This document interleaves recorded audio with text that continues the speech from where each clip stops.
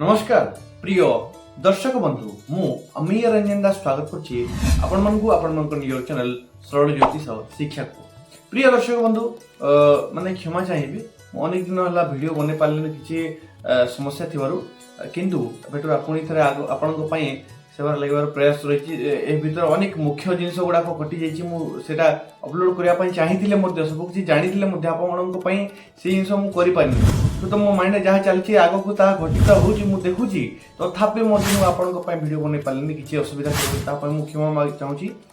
प्रिय दर्शक बंधु एही टॉपिक आपनको पई बहुत महत्वपूर्ण रही कारण एही टॉपिक एही वीडियो में आपनको भी राहु कर आपनकर जो कुंडली रे प्लेसमेंट रही आपनकर वर्तमान गोचर रे कोन अवस्था रही एवं सही अवस्था वर्तमान रो स्थिति को लेकी किछि रूप परिवर्तन करिया पई जाउछि कारण एही समय राहु नियर मित्र राशि कुंभ राशि रे थिबाले नियर स्व नक्षत्र शतभिषा नक्षत्र अछंती एवं एही समय राहु तो आपण जानिछन्ते राहु गोटे साधारण प्लैनेट नुहे माने साधारण ग्रह नुहे साधारण ग्रह नुहे कारण राहु एमिति का ग्रह आपण राहु हेले केवल मुंड आपण माइंड को जहाँ टेक्निकल जिनिस आसे ना जहाँ चटपट आसे माने केमिति शॉर्टकट काम उड़ा करनेबी माने काम कम करबी किंतु प्रॉफिट अधिक हबो सेही सब जिनिस रो माइंड राहु जेमिति वर्तमान जुगर हम कहि पारबा नेट इंटरनेट एआई टोटल सब किछि एई चटपटा तरीका बा शॉर्टकट तरीका सब किछि राहु अटंती एवं से राहु जेतेबेले 1100 आपनकर कुंभ राशि रे अछंती एवं स्व नक्षत्र अछंती केमिति फल प्रदान करबी से विषय आलोचना करबा चलंतु विशेष महत्वपूर्ण कार्यक्रम को आरंभ करबा तापर को भी वीडियो गोटे छोटिया लाइक करिकि कमेंट रे राधे राधे लिखि दंतु चलंतु वीडियो को आरंभ करबा। वृष राशि पई ए वीडियो बहुत ही खास कारण वृष राशि टोटाल एही वीडियो में आपन कहबी राहुंकर कोन प्रभाव रहइबो। अच्छा प्रिय दर्शक बंधु आपन जन्म जातक रु दशम घरे अर्थात जो 12टी घर आपनकर टोटल लाइफ देखा जाय से 12टी घर मध्य दशम घर जहाँ कि आपनकर जीवन रो कर्म क्षेत्र को दर्शाए से कर्म क्षेत्र घरे बसी जंती राहु स्व नक्षत्र रे अर्थात राहु ठार राजा वर्तमान केही नुहंती। प्रिय दर्शक बंधु आपन जानिछन्ती राहु रो 3टी दृष्टि अछि। अच्छा दृष्टि कोण पंचम सप्तम एवं नवम अर्थात से तांको ठारो जो जो जगह दृष्टि पड़िबो से घर को मध्य से एक्टिव करबे एक्टिव माने तांकर फल को मध्य राहु आपन को प्रदान करबे कोन प्रदान करबे राहु आपन को दशम रे अर्थात राहु ले स्मार्ट वर्क तबे ध्यान रखंतु वर्तमान आपन प्रशंसार पात्र हा पई जाउछंती निश्चय काहे कि राहु आपन को भीतर स्मार्ट वर्क आपन को माइंड निश्चय जे कोनसी काम आसु आपन को वर्तमान आपन को पाखु को जे कोनसी काम आसु आपन को माइंड को निश्चय आसीबो से काम को शॉर्टकट रे केमिति भलो रूप रे आहुरी भलो करिकि केमिति शॉर्टकट रे करबी से जिंस आपन को माइंड को निश्चय आसीबो एवं राहु सेतरा आपन को हेल्प भी करबे से कामटी हेई मध्य जीवो। ते प्रिय दर्शक बंधु सेति पई आपन ऑफिस रे आपन कर्म क्षेत्र रे आपन बिजनेस करछन बिजनेस क्षेत्र रे प्रशंसार पात्र निश्चय हेबे निजर काम को नेकी स्मार्ट वर्क को नेकी ता सह वर्तमान आपन के भी राजनेता मान जे मानकर वृष राशि अछि तांकर पई मध्य समय अति उत्तम कारण राहु स्व नक्षत्र दशम भाव रे तांकर अवस्थान करछंती ता सहित जो मानकर ट्रांसफर पय अटकी जंती वृष राशि रो अनेक लोकंकर एहि समय ट्रांसफर होर जोग होई ता सह जन्म जातक मध्य देखिबा कथा वर्तमान तांको समय केमिति चलची जन्म जातक जदि राहुंकर प्लेसमेंट ठीक अछि वर्तमान वृष राशि जन्म जातक व्यक्ति मानकर ट्रांसफर जोग म देखि पारुची कारण राहु आपन को गोटी जगह रे बसिया पय देबेनी जदि आपन गोटी जगह रे बसुयंती तबे आपन मन गोटी जगह रे रहइबो नाही दुई भीतर निश्चय गोटी आपन को सहित घटिबो। ते प्रिय दर्शक बंधु राहुंकर पंचम दृष्टि विषय आलोचना करबा राहुंकर पंचम दृष्टि पड़ी आपन द्वितीय घरे एवं द्वितीय घर बा भावर कोन देखा जाय आपन बाणी आपन मीठा कथा कहबे ना कठिन कथा कहबे आपन बाणी रे राग थिबो ना स्नेह थिबो केमिति रहइबो ताहा देखा जाय एवं राहुंकर जेहेतु दृष्टि रहउची राहु आपन बाणी रे माया रो अर्थ कोन जेमिति मु पूर्व कहली आपन एबे बेस आपण को कथा को कहीं काटी परिबे ना आपण काहा को किछि कहउचंती काम देउचंती से आपण को कथा को काटी परिबे ना कारण आपणकर कथा रे सेति की माया थिबो से माने आपण को कथा को मना ही करि परिबे नाही आपण जे कोन से काम देंतु किंतु ता सहित आपणकर बाणी रे उग्रता मध्ये देखा जाउची तेणु नियर बाणी ऊपर नियंत्रण रखंतु जदि आपण नियंत्रण ଉଗ୍ରତା ଉପରେ ନିୟନ୍ତ୍ରଣ ରଖିପାରିବେ, କ୍ରୋଧ ଉପରେ ନିୟନ୍ତ୍ରଣ ରଖିପାରିବେ। ଏବେ ଆପଣ ପ୍ରତ୍ୟେକ ଲୋକଙ୍କଠାରୁ ଯେକୌଣସି ଲୋକ ବ୍ୟକ୍ତିଠାରୁ ଆପଣ ନିଜର କାମ ହାସଲ କରାଇପାରିବେ।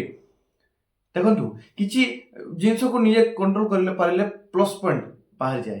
ତେବେ ଦେଖିବା ସପ୍ତମ ଦୃଷ୍ଟି ପଡୁଛି ଚତୁର୍ଥ ଘରେ ଏବଂ ଚତୁର୍ଥ ଘର ପ୍ରପର୍ଟି। ତେବେ ଗୋଟେ କଥା ଏଇ ସମୟରେ ମୁଁ ଆପଣଙ୍କୁ କହିବି, କିଛି ଜଲ୍ଦବାଜିରେ ଶୀଘ୍ରତାରେ କୌଣସି ପ୍ରପର୍ଟି ଉପରେ ସାଇନ୍ କରନ୍ତୁ ନାହିଁ, କିମ୍ବା କୌଣସି ପ୍ରପର୍ଟି କିଣନ୍ତୁ ନାହିଁ, କିମ୍ବା କୌଣସି ପ୍ରପର୍ଟିରେ ଫାଷ୍ଟ ପଇସା ଆପଣ ଦିଅନ୍ତୁ ନାହିଁ, ଟଙ୍କା ଆପଣ ଦିଅନ୍ତୁ ନାହିଁ। ଆପଣ ରେଜିଷ୍ଟର କରିକି ହିଁ ଆପଣ ଟଙ୍କା ଦିଅନ୍ତୁ। ଅତି ଶୀଘ୍ର ଜଲ୍ଦବାଜିରେ କୌଣସି ଫାଇଲ ଉପରେ ଆପଣ ସାଇନ୍ କରନ୍ତୁ ନାହିଁ। ଜମିବାଡ଼ି ରିଲେଟେଡ୍ ଏହି ସମୟ ଆପଣଙ୍କ ପାଇଁ ଠିକ୍ ନୁହେଁ। କୌଣସି ସମସ୍ୟା ଉତ୍ପନ୍ନ କରିପାରେ, କୌଣସି ଆପଣଙ୍କର ସମ୍ପର୍କରେ ଆପଣଙ୍କର ଯେକୌଣସି ସମ୍ପର୍କରେ ଯାହାକି ଜମିବାଡ଼ି ବିବାଦ ସୃଷ୍ଟି କରିପାରେ। ପ୍ରିୟ ଦର୍ଶକ ବନ୍ଧୁ, ରାହୁଙ୍କର ନବମ ଦୃଷ୍ଟି ରହୁଛି ଷଷ୍ଠ ଭାବକୁ, ଏବଂ ଷଷ୍ଠ ଭାବ ରୋଗ ଋଣ ଶତ୍ରୁ ଦୁର୍ଘଟଣାର ଭାବ ହୋଇଥିବା ସହିତ କିଛି ଏମିତି ଭାବ ଅଟେ ଯାହାକି ଆପଣଙ୍କର ଲାଇଫକୁ ବଦଳାଇ ଦେବ। କେଉଁ ଭାବ ଅଟେ? ଏହି ଭାବରୁ ହିଁ ଆପଣ ଚାକିରି ମଧ୍ୟ ଦେଖିଥାନ୍ତି। ଚାକିରି ମଧ୍ୟ ଏଇଠାରୁ ହିଁ ଆପଣଙ୍କର କନେକ୍ସନ ମିଳିଥାଏ। ଏବଂ ଏହି ଜାଗା ଗୋଟେ ଏମିତି ଜାଗା ଯାହାକି ରାହୁଙ୍କ ଦୃଷ୍ଟି ପଡ଼ିବା ଫଳରେ ଆପଣ ନିଜର ଶତ୍ରୁକୁ ଦମନ କରି ଚାଲିବେ। ଆପଣଙ୍କ ଜୀବନରେ ଅନେକ ଶତ୍ରୁ ଆସୁଥିବେ, କିନ୍ତୁ କେହି ଆପଣଙ୍କର କିଛି କରିପାରିବେ ନାହିଁ। କିନ୍ତୁ ଆଉ ଗୋଟେ କଥା ଆପଣଙ୍କୁ କହୁଛି, କାରଣ ରାହୁଙ୍କର ଯେହେତୁ ଦୃଷ୍ଟି ରହୁଛି ଷଷ୍ଠ ଭାବକୁ, ଏହି ସମୟରେ ଗୋଟେ କଥା ଧ୍ୟାନ ରଖନ୍ତୁ, ଆପଣ ଅଗଷ୍ଟ 1 ପୂର୍ବରୁ ଯେକୌଣସି ପ୍ରକାର ଆପଣ ଋଣ କରିବାର ଯୋଗ ଦେଖାଯାଉଛି। ତେବେ ଋଣ ଉପରେ ବର୍ତ୍ତମାନ ରାହୁ ଦଶମ ଘରେ ବସିଥିବା ପର୍ଯ୍ୟନ୍ତ ଟିକେ ସତର୍କ ଅବଲମ୍ବନ କରନ୍ତୁ, କାରଣ ଋଣ ଆପଣଙ୍କୁ ମାୟାରେ ଫସାଇ ଦେଇପାରେ। ଋଣ ଠାରୁ ଆପଣ ବାହାରିବା ବହୁତ ମୁସ୍କିଲ ହୋଇପାରେ। ତେଣୁକରି ଭାବି ଚିନ୍ତିକି କ'ଣ କରୁଛନ୍ତି, କେମିତି କରୁଛନ୍ତି, ଭାବି ଚିନ୍ତିକି ବିଶେଷ ରୂପରେ କରନ୍ତୁ। ପ୍ରିୟ ଦର୍ଶକ ବନ୍ଧୁ, ରାହୁ ଦଶମ ଭାବରେ, ରାହୁ ହେଲେ ସ୍ମାର୍ଟ ୱାର୍କ ଯେମିତି କହିଲି।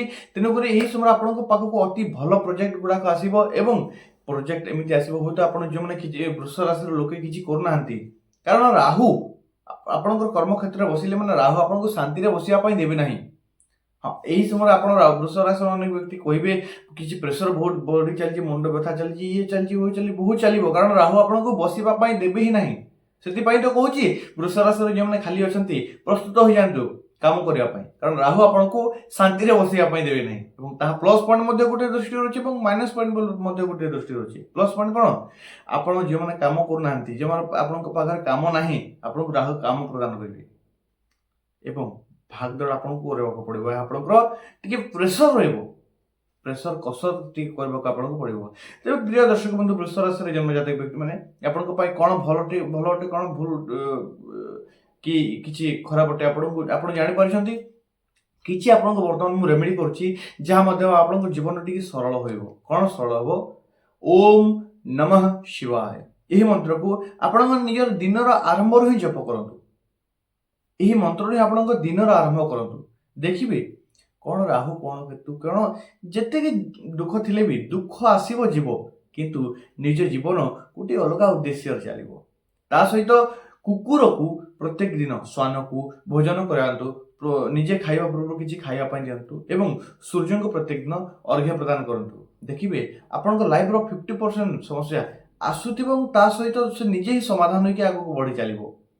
ଆଶା କରୁଛି ଆପଣ ବୁଝିପାରିଛନ୍ତି। ଯଦି ବୁଝିପାରିଛନ୍ତି, ଭିଡ଼ିଓକୁ ଗୋଟେ ଛୋଟିଆ ଲାଇକ୍ କରିଦିଅନ୍ତୁ ବିନା ଖର୍ଚ୍ଚରେ। ତା ସହିତ ମୋ ପ୍ରତି ମଧ୍ୟ ଟିକେ ଭଲ ପାଇବା ଦିଅନ୍ତୁ। ଭିଡ଼ିଓର ମାନେ କମେଣ୍ଟ ବକ୍ସରେ ହୃଦୟ ଖୋଲିକି, ହୃଦୟ ବଡ଼ କରିକି ମୋର ପ୍ରିୟ ପ୍ରଭୁଙ୍କର ନାମ ଲେଖିଦିଅନ୍ତୁ, ହୃଦୟ ଖୋଲିକି। ରାଧେ ରାଧେ। ପୁନଶ୍ଚ ଦେଖା ହେବା ନେକ୍ସଟ ପରବର୍ତ୍ତୀ ଭିଡ଼ିଓରେ। ସେ ପର୍ଯ୍ୟନ୍ତ ମୋତେ ବିଦାୟ ଦିଅନ୍ତୁ। ଧନ୍ୟବାଦ। ରାଧେ ରାଧେ।